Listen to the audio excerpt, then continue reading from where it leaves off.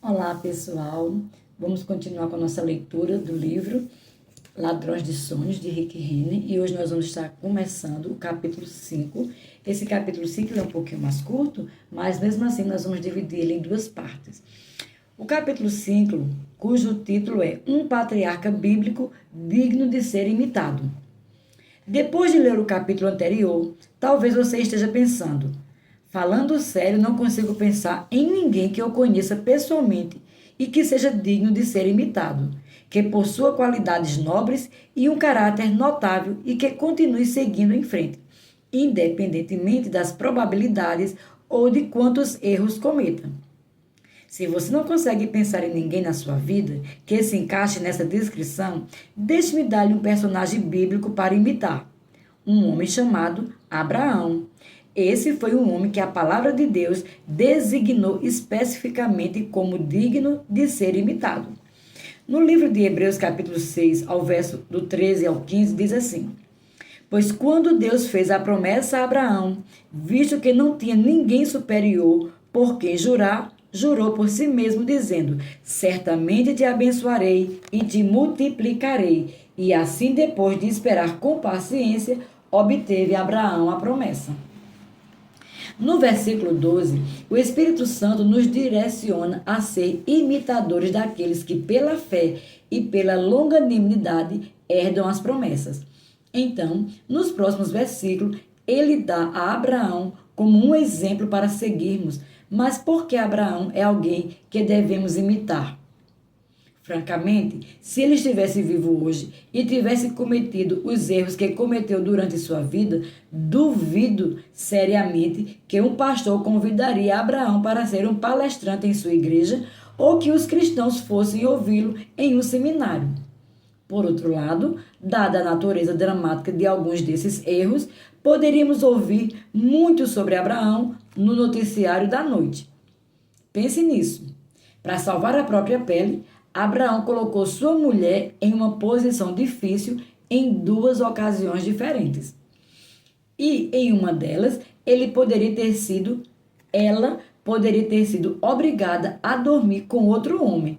Ao fazer isso, Abraão abriu a porta para seu filho Isaque cometer o mesmo erro anos depois. Vê Gênesis capítulo 26, verso 7. Tendo tudo isso em mente, faço a pergunta novamente: por que a Bíblia nos dá Abraão como um crente a ser imitado? Subtítulo: O chamado de Deus para Abraão. 3 ordens simples e 4 promessas. Quando Abraão foi chamado por Deus, ele se chamava Abrão, e sabemos pelo relato de Gênesis que ele originalmente vivia em uma região chamada Ur dos Caldeus. Em Atos capítulo 7, Estevão falou ao Sinédrio sobre uma visitação dramática de Deus que Abrão experimentou em Ur, que o transformou para sempre, separando-o, chamando-o para uma nova vida. Estevão respondeu: Varões, irmãos e pais, ouvi. O Deus da glória apareceu a Abraão, nosso pai, quando estava na Mesopotâmia, antes de habitar em Harã, e lhes disse: Sai da tua terra e da tua parentela e vem para a terra que eu te mostrarei. Então saiu da terra dos caldeus e foi habitar em Harã. E dali, com a morte de seu pai, Deus o trouxe para esta terra em que vos agora habitais. Atos capítulo 7, do verso 2 ao 4. Atos 7, verso 2, nos diz que um dia o Deus de glória apareceu a Abrão. A palavra grega para apareceu é phanereo, que se refere a alguma coisa que era invisível, mas que agora é totalmente vista e aparece da forma como verdadeiramente é. Em outras palavras, não foi uma nuvem falsa de fumaça que Abrão viu, era a glória Shekinah, a nuvem da presença do Deus Todo-Poderoso em todo o seu esplendor e poder.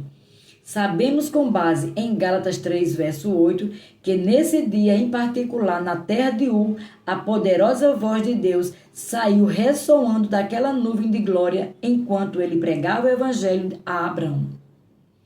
Gálatas 3, 8.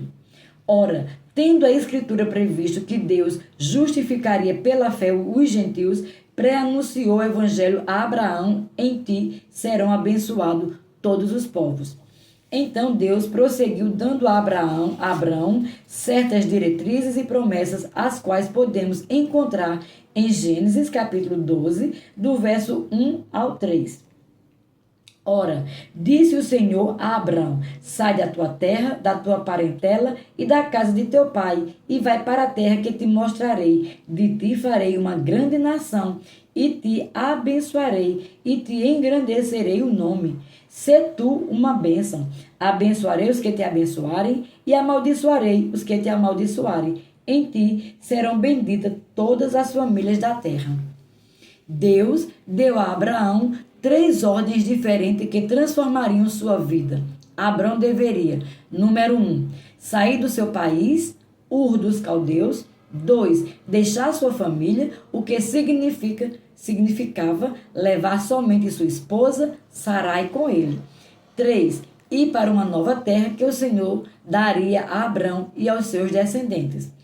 Deus também fez 4 promessas que dependiam da capacidade de Abraão obedecer às suas ordens.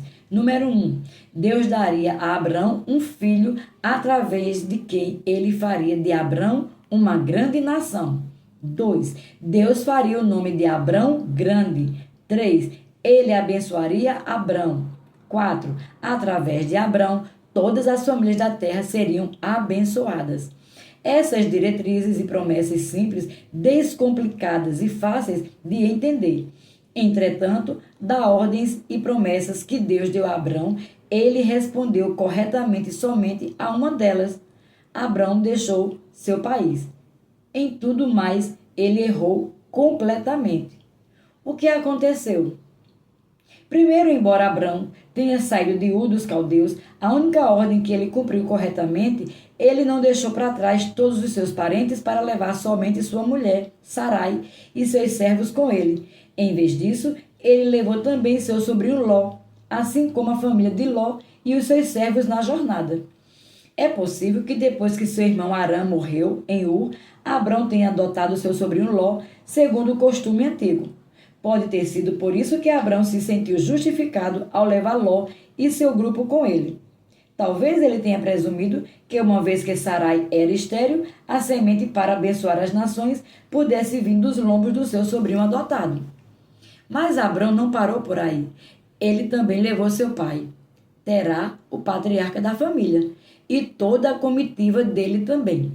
Certamente, Abraão raciocinou: Deus não iria querer que eu deixasse o meu honrado pai para trás. Essa era uma questão significativa com a qual Abraão teve de lidar por causa dos costumes da época. Deixar seu pai teria trazido sobre ele uma grande vergonha aos olhos dos homens e teria destruído sua reputação. Assim, além dos seus outros servos, Abrão e Sarai saíram de Ur não apenas com seu sobrinho Ló e toda a família e os seus servos, como também com Terá e todos os membros da sua família e seus servos. Alguns estudiosos da Bíblia especulam que todo o grupo de Abraão deve ser somado várias centenas de pessoas. Deus havia dito: você deve deixar seus parentes e conterrâneos para trás, Abrão. Mas no final, Abrão partiu com centenas de pessoas. Foi bom o fato de Abrão ser rico, porque foi necessário muito dinheiro para levar uma caravana tão grande nessa jornada. O que aconteceu para fazer com que Abrão desobedecesse à simples ordem do Senhor? Abrão começou a interpretar a palavra que o Senhor lhe havia dado segundo o seu próprio entendimento. O resultado foi que ele se convenceu de que era aceitável levar seu sobrinho adotado, Ló, e seu venerado pai, Terá, com ele e deixar o resto da sua família para trás. Mas a desobediência de Abrão havia apenas começado. Depois que o grupo viajou por uma distância relativamente curta, eles pararam na cidade de Harã, em vez de viajarem até a terra que Deus havia prometido a Abrão. Alguns estudiosos especulam que a jornada foi interrompida porque o pai de Abrão ficou doente. Abrão e toda a sua comitiva foram então obrigados a esperar na cidade de Harã por 5 anos, enquanto seu pai morria lentamente. Vê Atos capítulo 7, verso 4. Abrão estava aprendendo que se não obedecermos totalmente a uma palavra de Deus, nós atrapalhamos o tempo dele e ficamos vulneráveis aos ataques do inimigo. Quando Terá finalmente morreu, Abrão reuniu sua enorme comitiva e partiu para continuar a jornada até Canaã. Infelizmente, quando eles chegaram à terra prometida, essa terra maravilhosa da promessa estava em meio a uma terrível fome e não tinham condições de sustentar todas as pessoas e o gado que haviam acompanhado Abrão e Sarai. Se Abrão e Sarai tivessem viajado até Canaã sozinho, como Deus havia ordenado, haveria comida suficiente para alimentá-los. Entretanto, definitivamente não havia comida e terra suficiente para prover para a multidão de pessoas, camelos, bodes e outros animais que Abrão havia levado para a terra.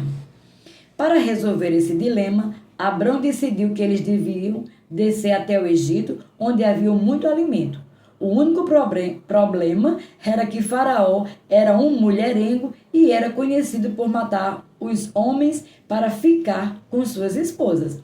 Assim, temendo por sua vida, Abrão convenceu Sarai a dizer que era sua irmã, a ponto de ela se tornar uma das esposas de Faraó e possivelmente ter de dormir com o governador se ele quisesse. Abre parênteses. Pense nisso. Esse era o homem que mais tarde foi chamado de o pai da fé. Você iria querer tê-lo na sua igreja? Fecha parêntese. Mas Faraó logo tomou conhecimento desse engano e imediatamente expulsou Abrão e toda a sua companhia do Egito. Uma vez de volta para a terra da fome, Abrão e Ló descobriram que a terra seca não poderia sustentar seus vastos rebanhos de animais, de modo que Abrão teve outra ideia. Ló e sua família, seus servos e seus animais, seguiram por um caminho, sendo que Ló escolheria a direção, e Abrão e sua família, seus servos e seus animais, seguiam para o outro lado. Quase imediatamente, depois que as duas famílias se separaram, Ló se meteu em problemas. Ele foi levado cativo por 5 reis estrangeiros e Abrão teve de começar uma guerra para salvá-lo. Gênesis 14. Para a grande surpresa de Abrão, ele e seus homens tiveram de travar uma guerra que jamais teria ocorrido se ele não tivesse desobedecido a Deus no início da jornada, levando Ló consigo para a terra prometida. Ficamos por aqui, até o próximo capítulo.